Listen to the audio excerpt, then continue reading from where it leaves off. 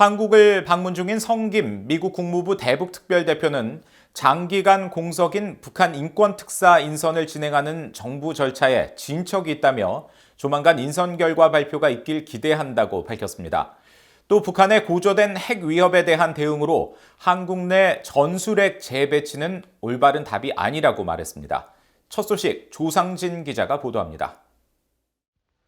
방한 중인 성김 국무부 대북특별대표는 21일 서울에서 매일경제 주최로 열린 제23회 세계 지식포럼에 연사로 참석해 미국 행정부의 북한 인권 특사 인선 작업이 진행 중이라고 밝혔습니다.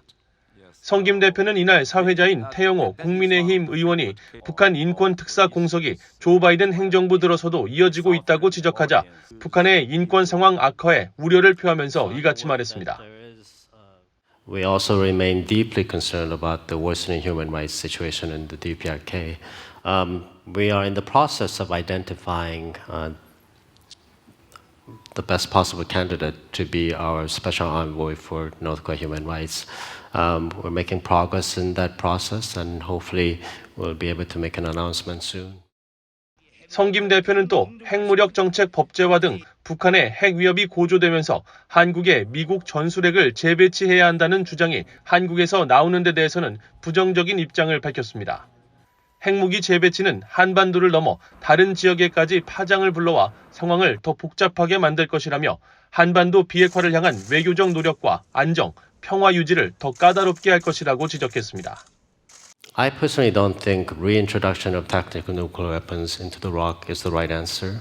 I think it's much better, much more constructive for us to look at other concrete ways to make sure that our deterrent capability is what it needs to be.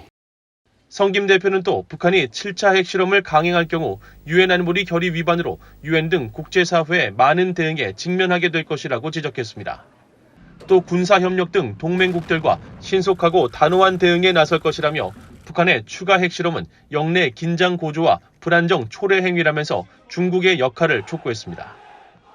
It's also in Beijing's interest that North Koreans refrain from provocation, stop destabilizing the region, and that they work with the international community and us to pursue complete denuclearization.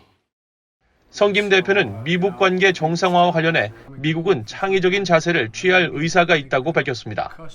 그러면서 가장 중요한 것은 북한의 비핵화지만 북한이 한반도 상황에 대해 갖고 있을 우려 등 모든 사안을 다룰 의사가 있음을 명확히 해왔다면서 이런 아이디어와 목표들을 병렬적으로 추구할 수는 있겠지만 비핵화에 대한 진전 이전에 관계 정상화를 먼저 할 수 있다는 생각은 비현실적이라고 말했습니다. VOA 뉴스 조상진입니다.